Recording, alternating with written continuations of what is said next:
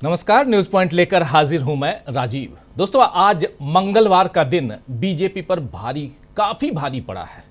जिन लोगों को ग्रहों नक्षत्रों पर उसकी दशा पर भरोसा है, उनकी जुबान में कहूं तो बीजेपी पर मंगल भारी नजर आ रहा है। दरअसल आज कुछ ऐसे वाकये हुए हैं जिनकी पड़ताल की जाए तो समझ आएगा कि आने वाला समय बीजेपी के लिए काफी मुश्किल भरा होने वाला है। वक्फ संशोधन कानून पर सुप्रीम कोर्ट में सुनवाई की तारीख आ गई है। दूसरी तरफ कांग्रेस का गुजरात में 2 दिन का अधिवेशन आज शुरू हो गया है। यानी घर में घुसकर मारने वाला डायलॉग जो बीजेपी प्रेमियों को बहुत पसंद है, वो आज बीजेपी के लिए बहुत बड़ा डर बन गया है।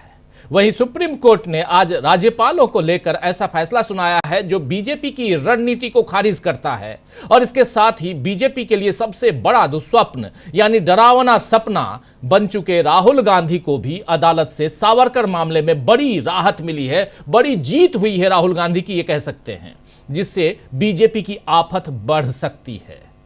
इन सारी दुश्वारियों के बीच अखिलेश यादव, तेजस्वी यादव, ममता बनर्जी ये सब बीजेपी को घेर ही रहे हैं और खुद बीजेपी की सहयोगी जेडीयू के नेता भी उसके खिलाफ जा रहे हैं। तो इस तरह बीजेपी पर मंगल भारी दिखाई दे रहा है। दोस्तों, वैसे अगला सप्ताह भी बीजेपी के लिए मुश्किल ही रहेगा। वक्फ संशोधन कानून पर तो सुप्रीम कोर्ट में कम से कम 15 याचिकाएं मुखालफत में दायर हो चुकी हैं और इन पर 15 अप्रैल को सुनवाई हो सकती है। आप जानते हैं कि 14 अप्रैल को बाबा साहब अंबेडकर की जयंती है। जाहिर है खुद को संविधान हितैषी साबित करने के लिए बीजेपी इस दिन बड़े प्रोग्राम करेगी और मोदी और शाह तो बड़ी बड़ी बातें करेंगे ही और उनके मुताबिक अंबेडकर कहने वाले फैशन का हिस्सा भी वो बन जाएंगे। लेकिन यह देखना दिलचस्प होगा कि 14 तारीख के बाद अगली तारीख यानी 15 होगी। 15 तारीख को जब सुप्रीम कोर्ट में सुनवाई होगी तो वहां संविधान को लेकर क्या बातें सरकार की तरफ से कही जाएंगी, क्योंकि वक्फ कानून पर सबसे बड़ा सवाल संविधान विरोधी फैसला लेने का ही है।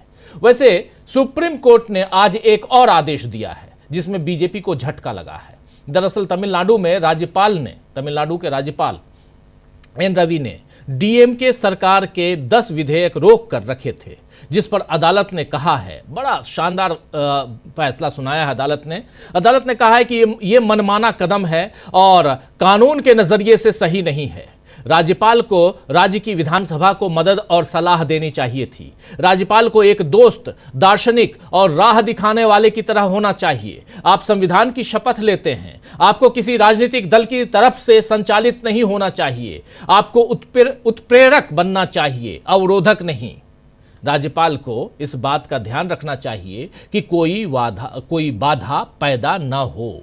ये बात कह रहे हैं, ये बात कोर्ट की तरफ से, सुप्रीम कोर्ट की तरफ से कही गई है और एक फटकार की तरह कहें तो ये राज्यपाल के लिए और न सिर्फ तमिलनाडु के राज्यपाल, ये तमाम राज्यपालों के लिए ये लागू होती है बातें। बीजेपी के शासन में दोस्तों कई राज्यों में राज्यपालों के फैसले विवादों में आ चुके हैं। महाराष्ट्र में राज्यपाल के कारण गलत तरीके से सरकार बन गई थी। पिछली सरकार आप याद कीजिए, शिंदे की सरकार बन गई थी और उसके बाद वो मामला जो है वो लटका रहा, ये सभी को याद होगा। ऐसे और न जाने कितने फैसले हैं जहां गैर बीजेपी सरकारों को परेशान किया गया, लेकिन अब इस पर बीजेपी को झटका लगा है। उधर कांग्रेस आज बीजेपी के घर पहुंचकर वहीं उसे गांधी, पटेल, बाबा साहब अंबेडकर, संविधान सबका सबक याद करवा रही है। आज और कल कांग्रेस के 2 दिन के अधिवेशन में एक तरफ संगठन को मजबूत करने का काम होगा तो दूसरी तरफ बीजेपी को 2 साल बाद के विधानसभा चुनाव में हराने की तैयारी भी कांग्रेस करेगी। इसके साथ ही और क्या चर्चाएं होंगी और क्या खास है इस अधिवेशन में, इस बारे में हम और आगे चर्चा करेंगे। हमारे साथी शकील अख्तर जी वहीं मौजूद हैं, उनसे हम बातचीत करेंगे। और लेकिन उससे पहले पवन खेड़ा, कांग्रेस प्रवक्ता, उन्होंने क्या कुछ कहा है, आइए जरा सुन लेते हैं। इसी मसले पे पवन खेड़ा की जुबानी सुनिए। पूरे देश में एक उदासी का माहौल है, पूरे देश में एक अंधेरा छाया हुआ है। आप स्टॉक मार्केट देखिए, आप महंगाई देखिए, आप बेरोजगारी देखिए, आप महिलाओं की सुरक्षा का मुद्दा देखिए, आप दलित, आदिवासी, पिछड़े, अल्पसंख्यक महिलाओं, इन सब की जो स्थिति है, जो अन्याय इनके साथ हो रहा है, वो देखेंगे तो आपको समझ में आएगा कि कांग्रेस ने ये निर्णय क्यों लिया कि गुजरात की धरती पर आकर फिर से यहाँ से ऊर्जा लेकर, फिर से यहाँ से प्रेरणा लेकर और इस चुनौती को स्वीकार करें। जब भी ऐसा माहौल आया है, कांग्रेस पार्टी ने सही कदम उठाए हैं और समाज में फिर से सूरज उगता है। सर, जब जब देश में संकट की स्थिति रही है, कांग्रेस पार्टी ने अधिवेशन किया, उससे कार्यकर्ताओं को भी एक नई ऊर्जा मिली, देश को भी एक नई दिशा मिली। आज अगर हम गुजरात के परिप्रेक्ष्य में बात करें तो यहाँ जैसा माहौल है, ये बापू की धरती है, पटेल की धरती है, इस तरह का माहौल और पार्टी का ये अधिवेशन क्या कहें? ये इसीलिए है कि आज़ादी के आंदोलन के दौरान भी गुजरात ने ही दिशा दी थी और अब भी पूरा देश कांग्रेस की ओर उम्मीदों की निगाहों से देख रहा है।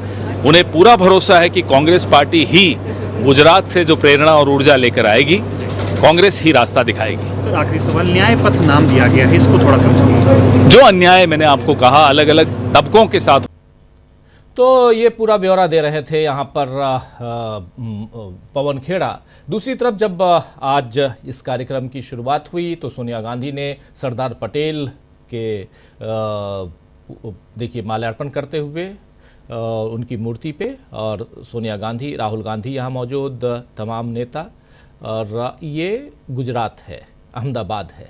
इधर पुणे की अदालत चलें। पुणे की अदालत ने राहुल गांधी की उस याचिका को मंजूरी दे दी है जिसमें विनायक दामोदर सावरकर पर टिप्पणी को लेकर चल रहे मानहानि मामले में समरी ट्रायल को समन ट्रायल में बदलने की याचिका दी थी राहुल गांधी ने। आपको याद होगा, उन्होंने कहा था कि समरी ट्रायल नहीं, जबकि आप समन ट्रायल मुझे भेजिए, और ये याचिका उन्होंने ऐसी मांग की थी, और जहां पर ये साबित करना चाहते हैं कुछ ऐतिहासिक तथ्यों को, ताकि इस मामले के ऐतिहासिक तथ्यों और साक्ष्यों पर बहस की जा सके। राहुल गांधी चाहते हैं कि इतिहास के पन्ने पलटे ही जा ही रहे हैं तो फिर कायदे से पलटे जाएं। जब इतिहास के पन्नों में आपको याद होगा कि आजकल औरंगजेब सबसे ज़्यादा चर्चा में हैं, और वैसे ही ये सावरकर साहब रहते हैं चर्चा में। सावरकर साहब को डिफेंड करने की कोशिश बीजेपी और बीजेपी के जितने भी नुमाइंदे हैं वो करते हैं, आरएसएस करता है। लेकिन दूसरी तरफ राहुल गांधी को जब उनके ऊपर केस किया गया सावरकर के मसले पे, उनकी टिप्पणी पर, तो राहुल गांधी ने बोला कि पूरे पन्ने पलट देते हैं और अब कायदे से पलटे जाएं ताकि दूध का दूध और पानी का पानी हो जाए। सावरकर को लेकर जो तमाम मनगढ़ंत बातें बीजेपी ने गढ़ी हैं, उन सब का पर्दाफाश होने में अब सुविधा होगी। लेकिन बीजेपी के सामने बड़ा संकट खड़ा हो गया है दोस्तों, कि फिर आगे वो देश के लोगों को हिंदुत्व और सावरकर को लेकर कैसे गुमराह करेगी, ये एक बड़ा सवाल है। खैर, बीजेपी ने इसी मुद्दे पर ही नहीं बल्कि महंगाई, बेरोजगारी, संविधान की रक्षा, महिला सुरक्षा, भ्रष्टाचार खत्म करना, ऐसे न जाने कितने मुद्दों पर गुमराह किया है देश को। लेकिन अब दूसरे दल इसकी पोल खोल रहे हैं। आइए जरा तेजस्वी यादव की बात करता हूं। तेजस्वी यादव ने तेल और गैस, कल ही तेल और गैस की कीमत बढ़ी है, तेल और गैस के दाम बढ़ने पर जो कुछ कहा है, आइए जरा उनकी जुबानी सुन लेते हैं। मीडिया से चर्चा करते हुए घेर रहे हैं मोदी सरकार को, नीतीश बाबू को। महंगाई तो चरम सीमा पर है। ये सरकार जो है केवल अमीरों की सरकार है, गरीबों की नहीं। मुद्दे पे बात नहीं करते, महंगाई तो और बढ़ेगा इनके नाम। महंगाई उधर बिहार में जेडीयू नेता वक्फ संशोधन के खिलाफ कोर्ट पहुंच रहे हैं, जिससे बीजेपी के लिए यह समझना मुश्किल है कि जब चुनाव का समय आएगा तो उसे जेडीयू के कारण फायदा होगा या नुकसान होगा। वहीं पश्चिम बंगाल में शिक्षक भर्ती घोटाले में अदालत की कार्रवाई से बीजेपी को उम्मीद थी कि ममता बनर्जी को नुकसान होगा और उसे लाभ मिलेगा, फायदा मिलेगा। लेकिन अब ममता बनर्जी शिक्षकों के साथ खड़ी हो गई हैं और उनकी नौकरी बचाने की गुहार लगा रही हैं। वहीं राहुल गांधी ने भी इस मामले में राष्ट्रपति को चिट्ठी लिखकर कहा है कि नौकरी से निकाले गए उन शिक्षकों के साथ अन्याय हुआ है जो निष्पक्ष तरीके से चुने गए थे।